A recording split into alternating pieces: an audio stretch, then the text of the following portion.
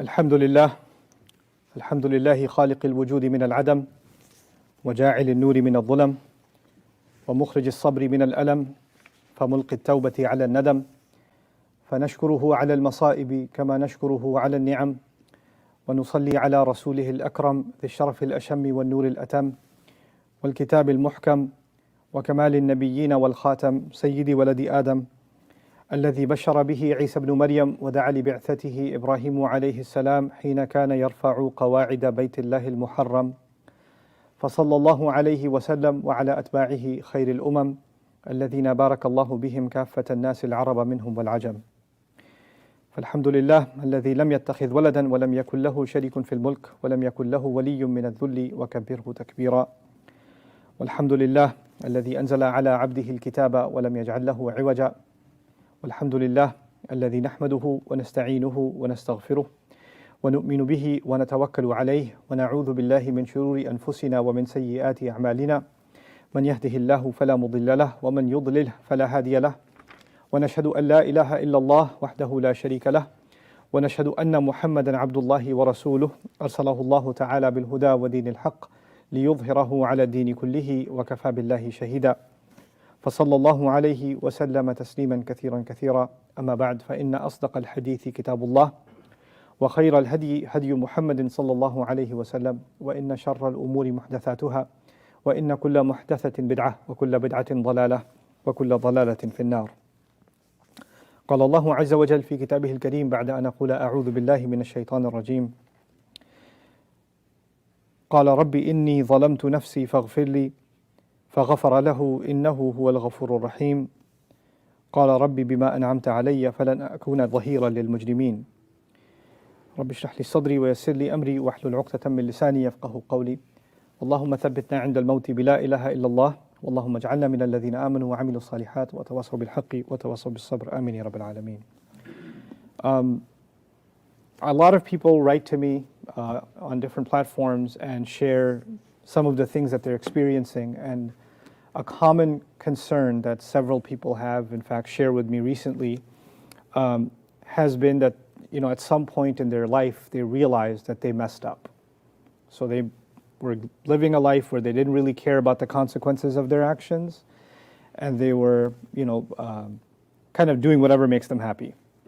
And in doing so, they caused a lot of damage to a lot of people. So not only is it a violation of what Allah considers wrong, so they didn't care about what's halal and haram, that was one issue, but the other issue is they hurt a lot of people along the way, right? And with no cause or concern, no looking back, right? I'm just going to do what I'm going to do. And eventually all of that catches up with you, and then one day you kind of, by some miracle of Allah, you wake up and you realize, oh my God, what have I done? I'm this horrible human being, and I've wronged so many people, I've hurt so many people, I've said so many terrible things, and I've completely disregarded Allah Azza wa Jalla. And so the realization of that, it can be a very heavy one. And a person can then start questioning this: how could I be so evil or so wrong or so heedless and so careless and so reckless and so selfish and so arrogant? You name it, how could I be all those things for so long? How come I didn't wake up before? And the guilt of that starts eating away at a person when they have that realization.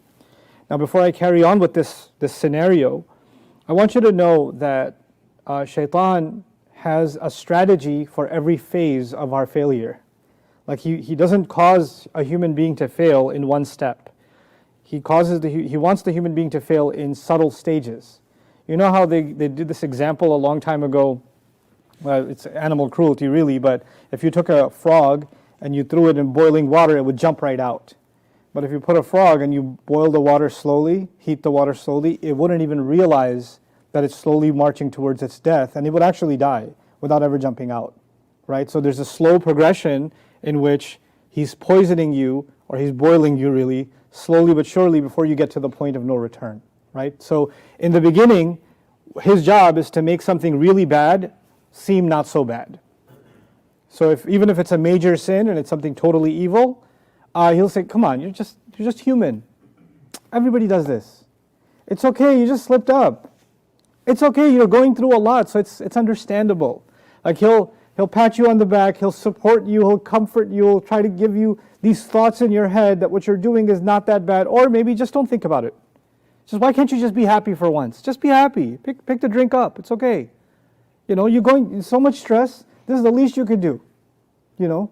It's their fault. It's your uncle's fault. It's your friend's fault. It's her fault. It's his fault. That they made you do this. It's not you. It's somebody else who made you do this. So he feeds you all this stuff where it's not me. It's somebody else who's making me do it. So it's their fault. It's really not mine.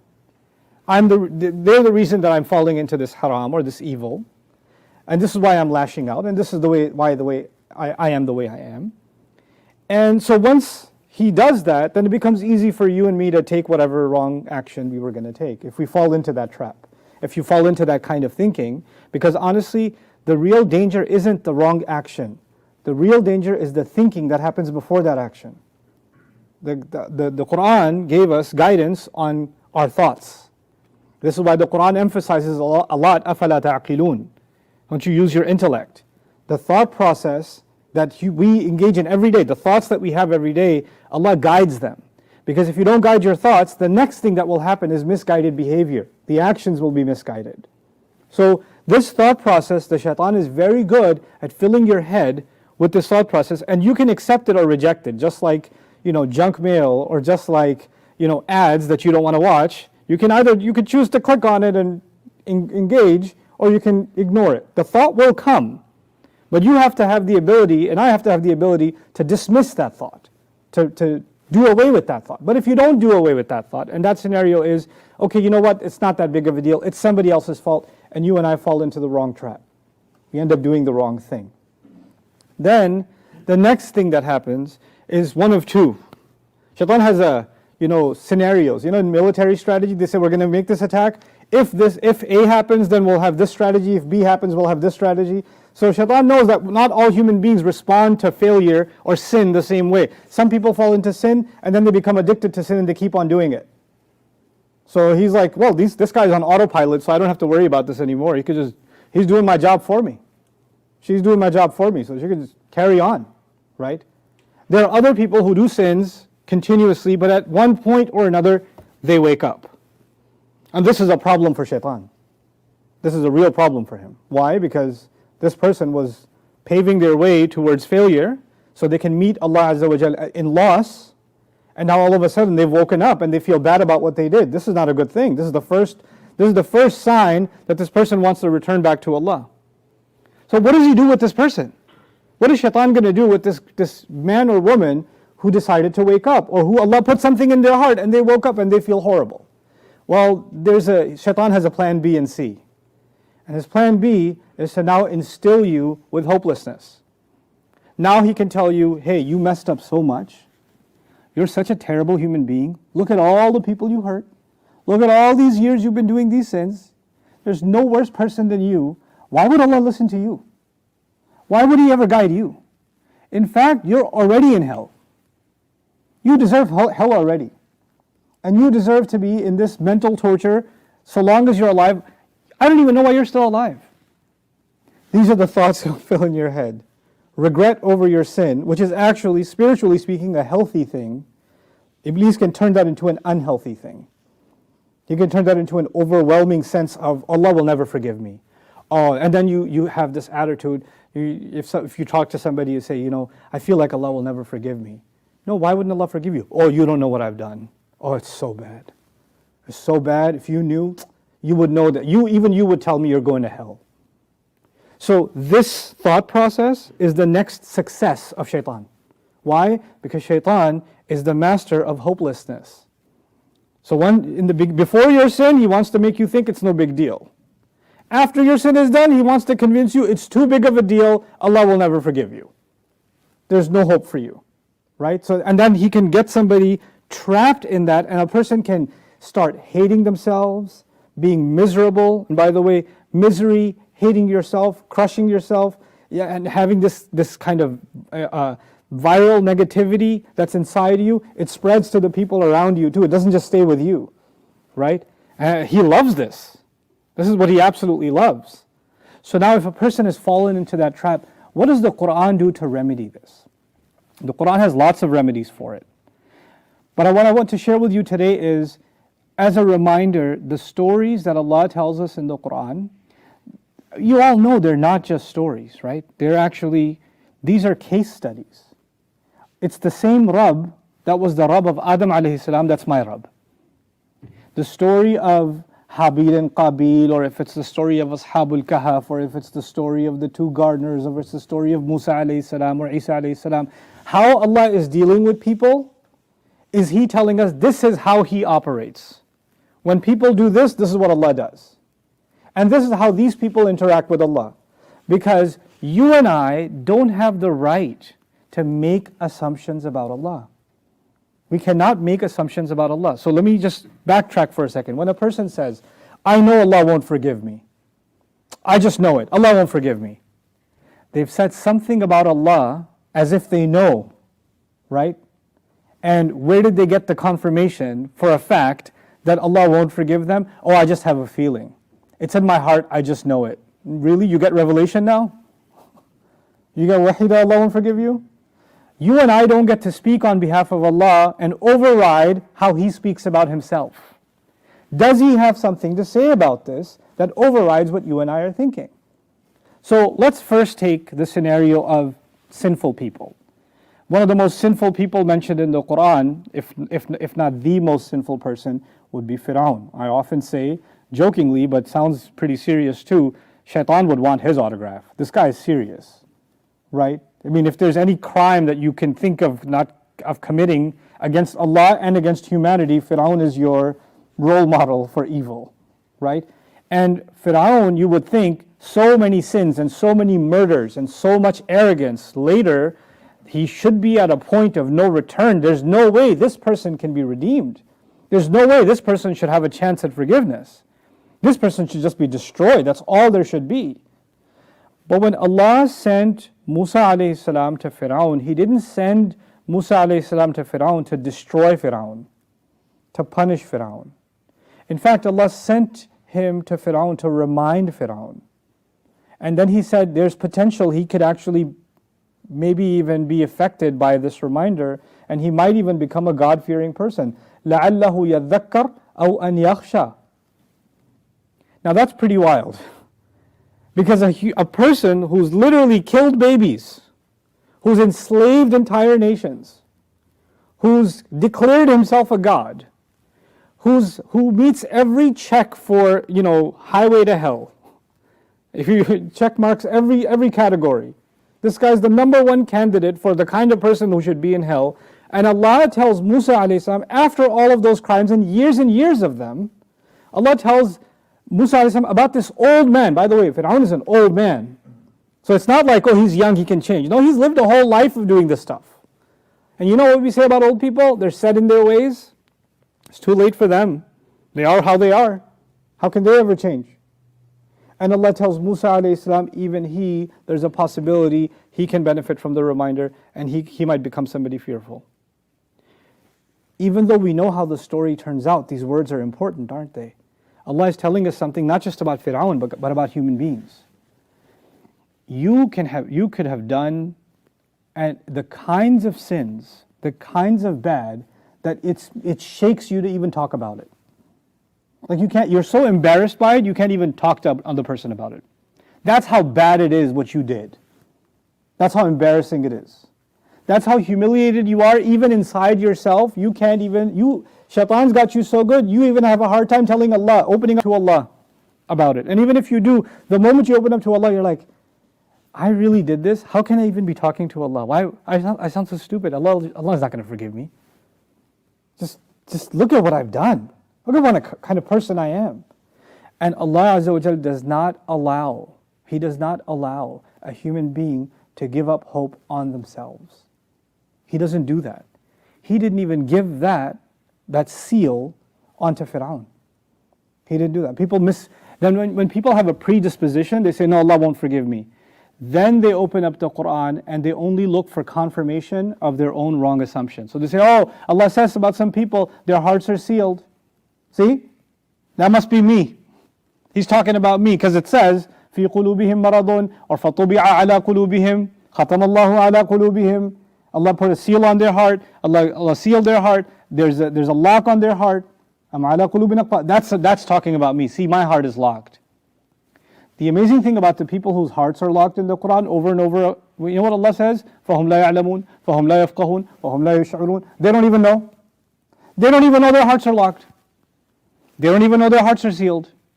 So when you come to me and tell me, I know my heart is sealed, then you can't be from this category, because the people whose hearts are locked have no idea that their hearts are locked. That's what Allah says. So this self-deprecation, attacking yourself, hating yourself, putting yourself in this hellish category, this is all Allah didn't do this to you, you did this to yourself. And Allah's words, if you want to misuse them, you can justify that. But if you're honest with yourself and the word of Allah, then Allah did not seal your heart. The fact that you even feel bad is an indication that your heart isn't sealed. The fact that you even have remorse means your heart is still alive. Then there's the matter of, why would Allah forgive me though? I mean, like I said before, if you knew what I've done, there's no way Allah would forgive me. It's just way too much. And what about all those people that I hurt? Even if I do good deeds now, on Judgment Day they're going to come, hey, Ya Allah, that Hajj this guy did, you know what he did to me the year before? I'll take the Hajj credits. And the other 30 Ramadans he had after that, I'll take all those fastings, because this guy robbed my business, he humiliated me, he ruined my reputation, he destroyed my family, he did this, she did this. I'll take all her good deeds, thank you very much. So this person's like, what's even the point of me doing any good deeds now? Because they're going to take it all anyway. Like, I'm stuck, there's no point. These are the kinds of thoughts Shaitan wants to plant in your head, he wants to close your path to even doing any good deeds. He wants to close that road. I want you to understand something. One of the worst things, if not the worst thing you can do to somebody, is kill them. And in the same story, Musa alayhi salam killed a person. فَوَكَزَهُ مُوسَى فَقَضَى عَلَيْهِ. He killed a person. I mean, if you're talking about violating another human being's rights, the ultimate right we have is the right to live. And he violates that right, alayhi salam. And when he does it, then even though there's lots of things to learn from that incident, just one thing. He wasn't even a prophet yet. The incident of Tur has not happened yet. He hasn't gone up to the mountain and have a word with Allah. None of that has happened yet. He's just a believer right now. He's a mu'min. But he's not a Rasul yet. And when he does this, he says, Rabbi inni zalamtu nafsi faghfir li. My master, I have done wrong to myself. Before I get to the next part, I have done wrong to who? Myself. This is different from inni zalim. I'm a wrongdoer. I've done wrong to myself. This is a very important distinction. Because if you say inni zalim, you have identified yourself as a wrongdoer. This is who I am. This is my identity. I am a wrongdoer. But when I say I have done wrong to myself, you have identified an action. The action is bad. And that action's first victim, the victim was someone else, the guy who died. So you would think, Musa alayhi salam would say, Rabbi inni zalamtu ahadan. I wronged somebody else. That's my victim who's lying there dead. He says, Rabbi inni zalamtu nafsi. I've done wrong to myself. I've done wrong to myself. I've hurt myself with this sin. I'm also a victim of this sin in addition to the person I hurt. But he's concerned about that wrong that he's done to himself, and he turns to Allah and he says, Faghfirli, forgive me. Now, by the way, Musa alayhi salam might not ever be able to get the forgiveness from that victim. That victim who got killed, right? He doesn't have a chance to say, I forgive you or I don't forgive you. So, if we had that kind of anxiety, we'd say on Judgment Day, that victim's going to come after me and he's going to be like, yo, you killed me. I'm going to take all your deeds. Now you're going to hell. You can't be forgiven. You killed me. Hand me everything. What did Allah say when Musa alayhi salam said, forgive me? He said, فَغَفَرَ لَهُ. So he forgave him. Why is this important? Because even when you've wronged somebody else, even when you cheated somebody else, even when you hurt somebody else, on the one hand, we have to try to make things right. We'll talk about that in a second. But first and foremost, don't confuse that with Allah's forgiveness. Your forgiveness does not depend on another human being. It only depends on Allah. Your mother doesn't get to tell you, Allah will never forgive you, because she doesn't get an email from Allah telling her that you are going to hell. Your cousin doesn't get to tell you. Your uncle doesn't get to tell you. Your friend doesn't get to tell you. Somebody who hates you doesn't get to tell you, Allah will get you. They don't have that guarantee from Allah. And they don't also have the license to say, until I forgive you, I know Allah won't forgive you. That's not how Allah's forgiveness works. It's not dependent on another human being. We have to be very clear about this. I owe apologies to people I've done wrong. And if I'm not in a position to apologize, maybe I owe something else. Let me tell you about owing apology from it. I want to make this concept clear. Asking Allah's forgiveness, well, if you're sincere in asking Allah's forgiveness for the wrong you've done, even the wrong you've done to others, it does not depend on how they feel about you. They could still hate your guts, but Allah can still forgive you.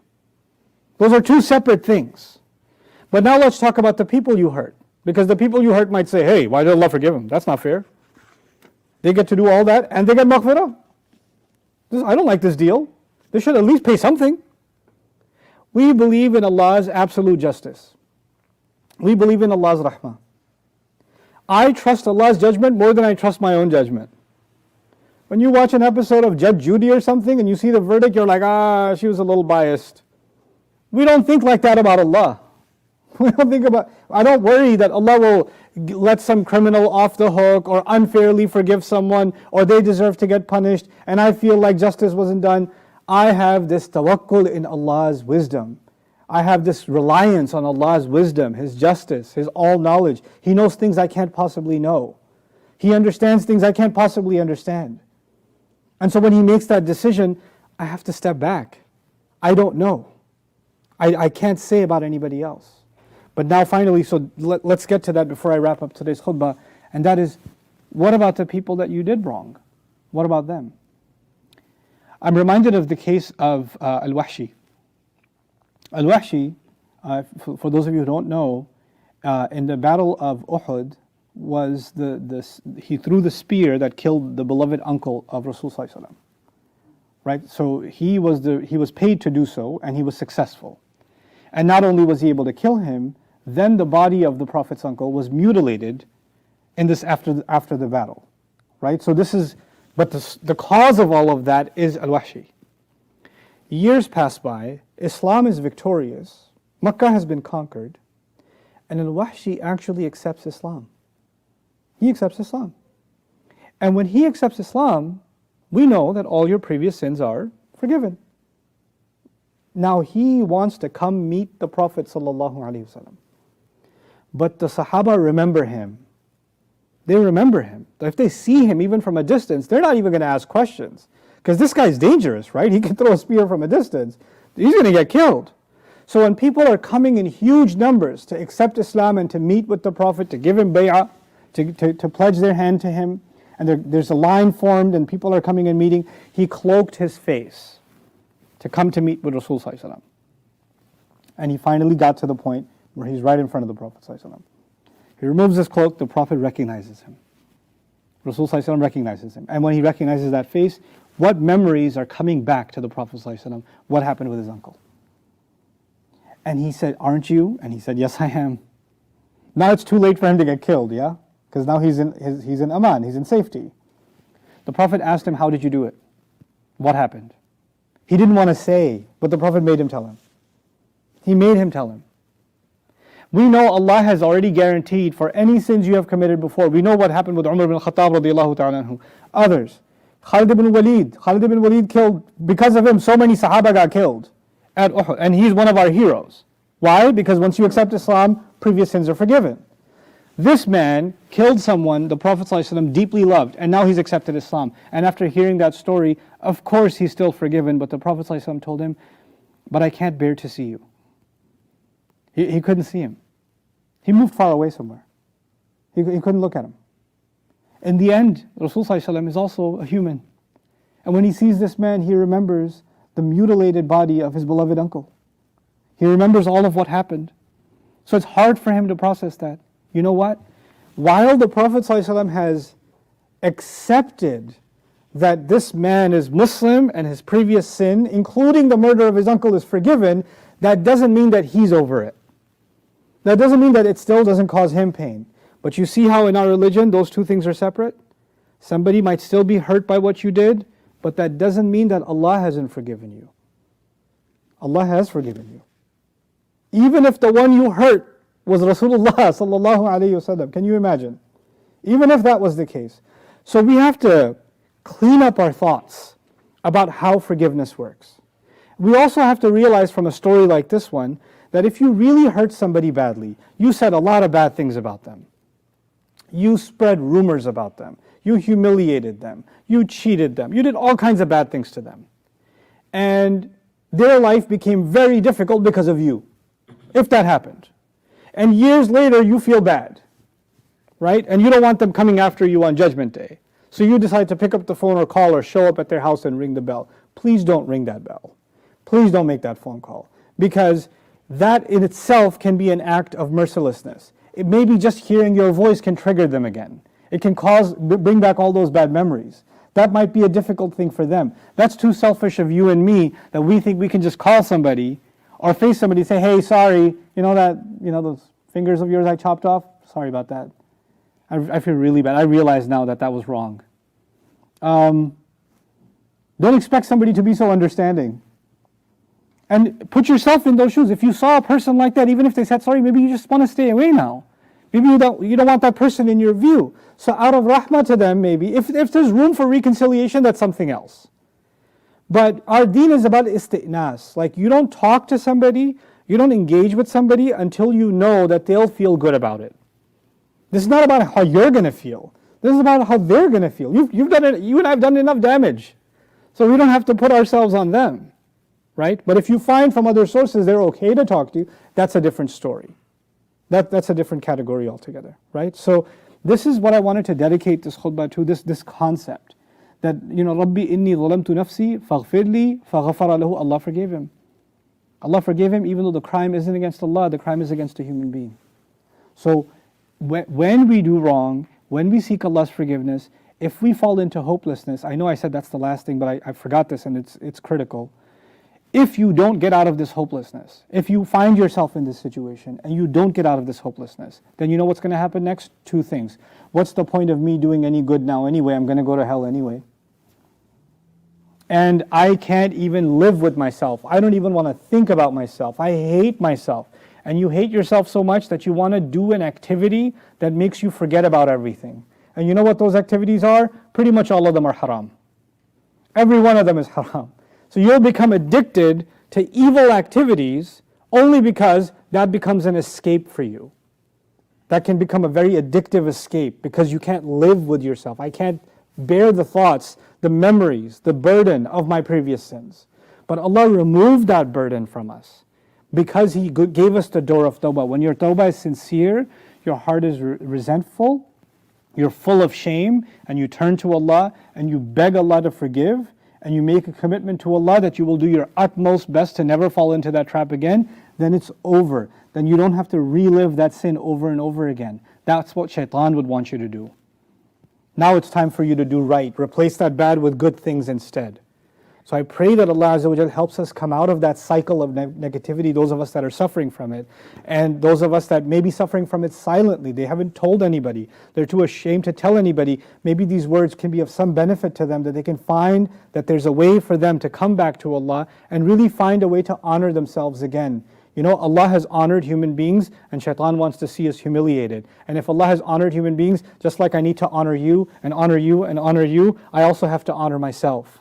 It's not okay for me to humiliate myself either. Don't degrade yourself. May Allah Azza wa Jal make us those who honor others and honor ourselves for what Allah has given us, and allow us a way back to make healthy tawbah to Him. Barakallahu li wa lakum fil Qur'an al-Hakim, wa nafa'ani wa iyyakum bil ayati wa dhikr al-Hakim. Alhamdulillahi wa kafa, wa salatu wa salamu ala ibadihi alladhina istafa, khususan ala afdalihim wa khatamin nabiyyin, Muhammadin al-Amin wa ala alihi wa sahbihi ajma'in. قال الله عز وجل في كتابه الكريم بعد أن أقول أعوذ بالله من الشيطان الرجيم إن الله وملائكته يصلون على النبي يا أيها الذين آمنوا صلوا عليه وسلموا تسليما اللهم صل على محمد وعلى آل محمد كما صليت على إبراهيم وعلى آل إبراهيم في العالمين إنك حميد مجيد اللهم بارك على محمد وعلى آل محمد كما باركت على إبراهيم وعلى آل إبراهيم في العالمين إنك حميد مجيد عباد الله رحمكم الله اتقوا الله إن الله يأمر بالعدل والإحسان وإيتاء ذي القربى وينهى عن الفحشاء والمنكر ولذكر الله أكبر والله يعلم ما تصنعون أقم الصلاة إن الصلاة كانت على المؤمنين كتابا